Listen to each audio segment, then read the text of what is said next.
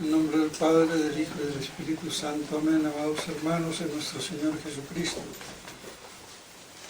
Nos encontramos en el domingo 16º después de Pentecostés y vemos en el Evangelio de hoy, tomado de San Lucas, que nuestro Señor va en sábado a comer a casa de uno de los principales fariseos y se encuentra en medio de ellos y teniendo un hidrópico, o sea, un regordete hinchado de agua delante de él, y sabiendo bien cómo eran los fariseos y los doctores de la ley, les pregunta si era lícito o no curar en día sábado.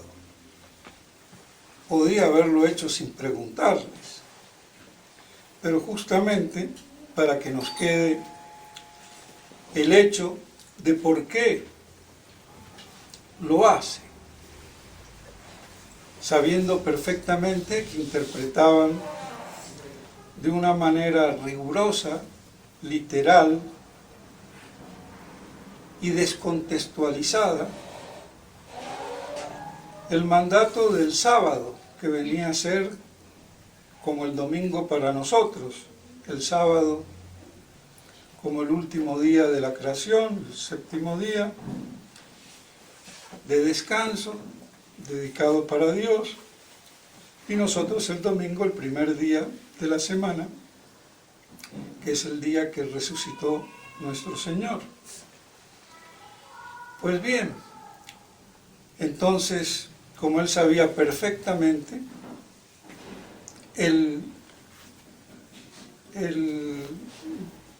la tergiversación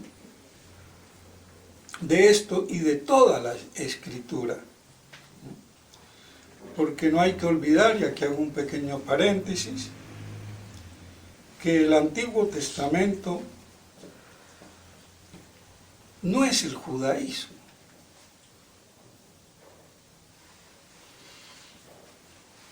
El Antiguo Testamento es la ley de Dios, pero que el judaísmo tergiversó en oposición a ese testamento y a la ley de Moisés. El padre Curso Nitoglia, que por ahí, no sé quién me mandó, y muy versado con este tema, pero comete un grave error. Él cree que la diferencia está después que mataron a Cristo. No, la diferencia ya venía antes. Nos recordemos los macabeos. Había una adulteración de la ley de Moisés. Y esa adulteración de la ley de Moisés es el judaísmo. Entonces no es posterior a la muerte de nuestro Señor, sino mucho antes. Y ese espíritu fue el que hizo crucificar a nuestro Señor, que es muy distinto. Ya había esa duplicidad, la ley como tal y la tergiversación o corrupción por la élite, que es lo que en definitiva constituyó ese espíritu fariseo. Pues bien, claro está, detrás de ello a la cuestión de la Cábala y del Talmud, pero no voy a poner a hablar de esto, porque entonces ya nos alargaríamos demasiado. Entonces, esa literalidad minuciosa de la interpretación de la ley, que les creaba una controversia tremenda. No me debo de mover y entonces si tengo que ir, por decirlo ya burlonamente, al baño medio lejos, no puedo ni caminar. Entonces me hago pis en el camino. Es que es ridículo. Entonces por eso nuestro Señor les dice, Y ellos se callaron la boca. El que calla, otorga. Claro que uno no está dispuesto a contestar a cualquier estupidez, pero en las cosas importantes, el que calla, otorga. Pues bien, entonces, esa contradicción a la que llegaban, haciendo de la ley letra que mata. Porque la ley, como tal, es siempre para el bien y el bien común.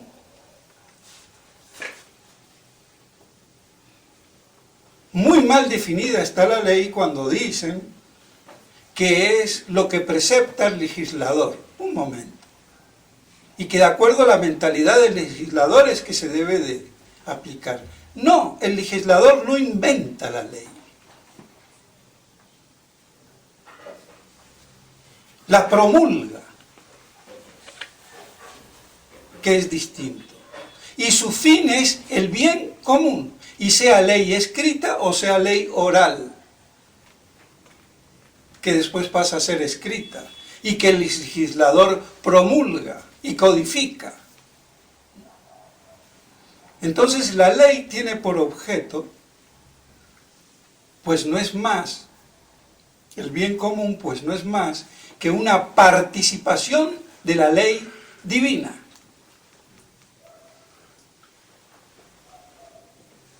Y esa participación de la ley divina es la ley humana. Esa definición ya la trabucó Suárez, por ejemplo. Entonces, como participación de la ley divina, participa de la sabiduría divina, que es la razón de la ley, como dice Santo Tomás en la Suma Teológica. Entonces la ley expresa la sabiduría de Dios, en última y en primera instancia, si se quiere. Entonces la sabiduría divina no puede ser mala, ni contradictoria, ni mucho menos impedir la caridad. Que a eso llegaba entonces el concepto fariseo de la ley. Y cayendo en un rigorismo literal que mataba el espíritu, el bien común que la ley procura. Y entonces así se tergiversaba todo y añadían muchos preceptos leguleyos, casuistas, meticulosos y puritanos de su mala interpretación de la ley.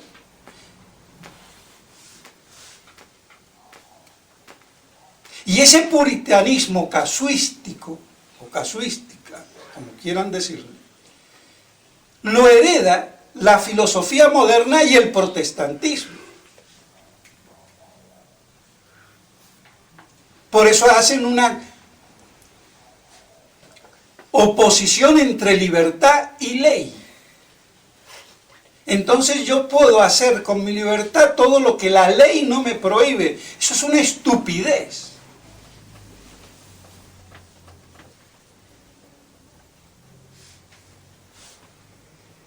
Porque mi libertad siempre está para que esté compaginada con la ley, que en última instancia tiene su razón de ser en la sabiduría de Dios.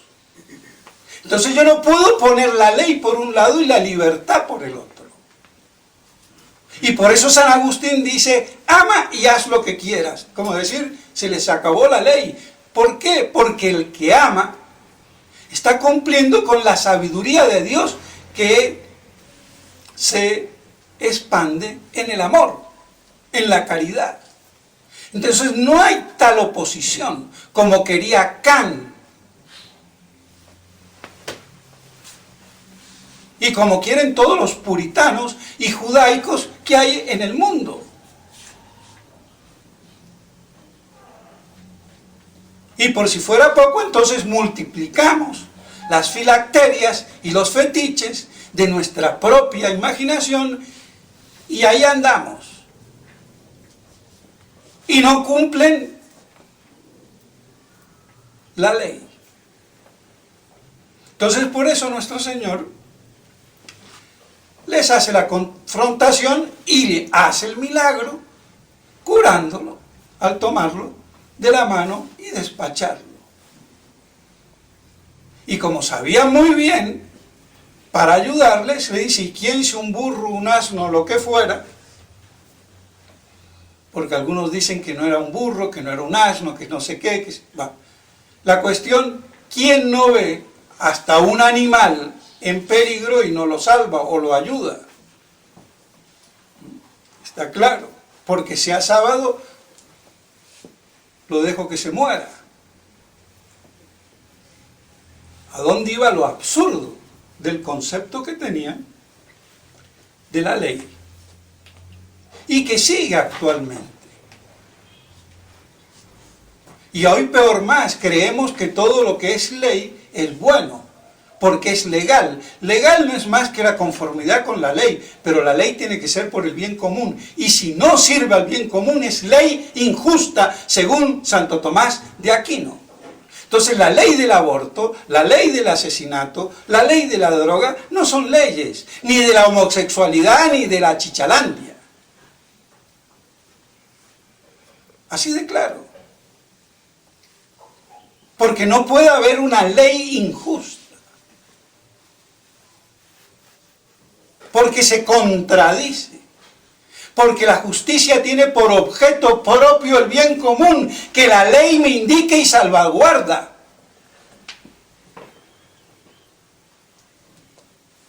Y no caer en un puritanismo legal. Y por eso muchas de las cosas que hoy pasan por legal son ilegítimas.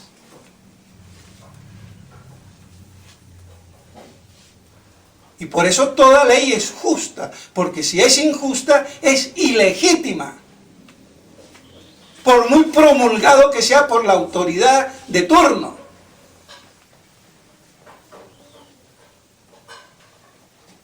Pero de esto no lo saben ni los presidentes, ni los reyes, ni los legisladores, ni los senadores, ni los curas. Si vamos al caso. Pues bien, entonces vemos la trascendencia y de cómo había que hacerlo ver para no quitarle todo el peso y el valor que tenía la ley de Moisés y que el fariseísmo destruía, guardando las apariencias. Entonces una pura hipocresía farisea. Y conculcando entonces así la religión.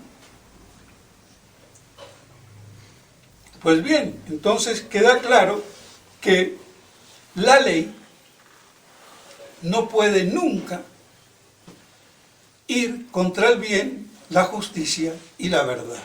Y toda ley que vaya contra el bien, la justicia y la verdad, no es ley. Y si una ley, por un caso particular, en su aplicación, produciría una injusticia, por eso está la epiqueia, es decir, que se la aplica sin vulnerar el bien en ese caso particular.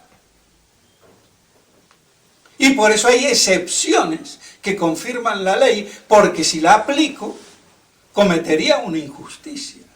En ese caso particular, porque toda ley, por definición, es de lo universal,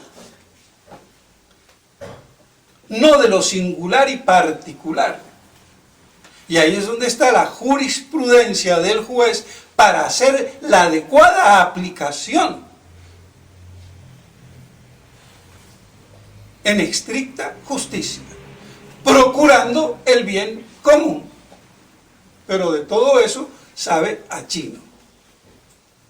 Porque la ley chipcha Y la ley pagana es que el que es más fuerte manda. Y la fuerza es el derecho. Pues no, lo que hace al derecho es la justicia, no la fuerza. Otra cosa es que aquel que no entienda por derecho, entienda por la fuerza. O a las patadas. Pero no hay que invertir las cosas. Pues bien, entonces así, el concepto de ley es la sabiduría de Dios en definitiva. Y toda ley humana debe de responder a esa sabiduría divina. Y más si se trata dentro de la iglesia. Ninguna ley me impide la caridad. Si yo tengo que ir a misa y tengo que atender a, no sé, en la casa alguien se enfermó, llevarlo al hospital o al vecino, no voy a ir a misa y dejo que el vecino se muera. Porque seríamos estrictos fariseos. ¿Queda claro? Y por si esto fuera poco, como lo conocía muy bien, y para matar la raíz de ese fariseísmo, hace la parábola del último puesto. En definitiva, de la humildad. Porque el problema del fariseísmo es el maldito orgullo, y el orgullo religioso más específicamente. Tomarse por santo porque sigo preceptos sin tener en el fondo el espíritu de la ley y de la caridad y de la sabiduría de Dios. Entonces cumplo nada más que para parecer y no para ser. Y por eso entonces, cuando seamos invitados, nos vamos al último lugar y no al revés, de tomar el primer lugar y que de pronto haya uno más de mayor dignidad y vengan y nos hagan bajar. Entonces directamente irse al último puesto. Es decir, no desear los honores ni las dignidades. Que si en la sociedad está equilibrada, acá lo van a poner a uno en el sitio como debe de ser. Y si no es porque anda mal, como dice el padre Castellani. Cuando los primeros no son los que saben, los sabios, sino los mediocres, avispados, pues no esperemos.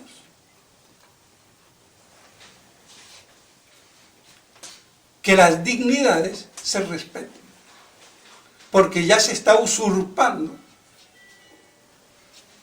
la posición.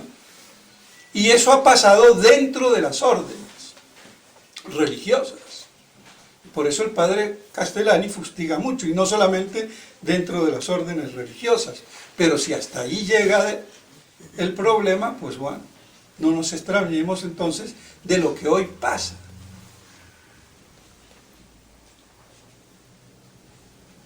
Así de claro. Entonces la humildad es en el fondo, la falta de humildad, lo que lleva a ese orgullo religioso fariseo que hace contravenir todo el Antiguo Testamento y en nuestro caso también el Nuevo. Y por eso entonces tenemos que tener, mis estimados hermanos, verdadera humildad. Y la humildad, como decía Santa Teresa, está en la verdad.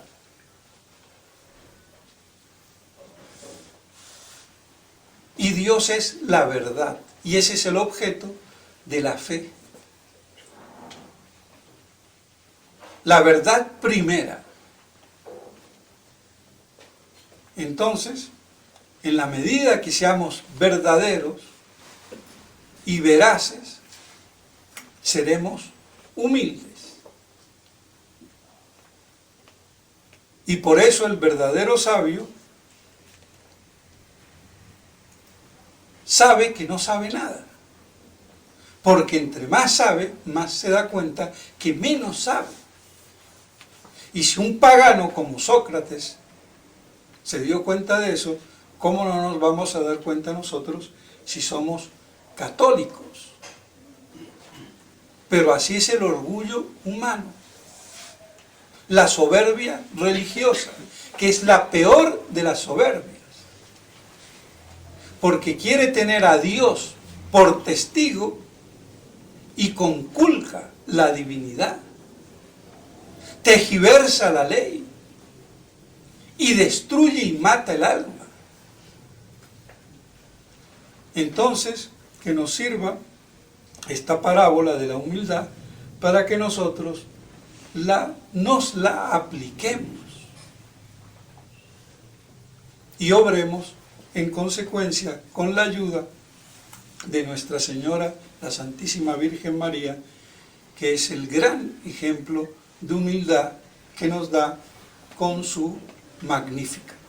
Entonces encomendémonos a ella para que así nosotros podamos adquirir eso que tanto nos cuesta, matar el orgullo y ser verdaderamente humildes. En nombre del Padre, del Hijo y del Espíritu Santo. Amén.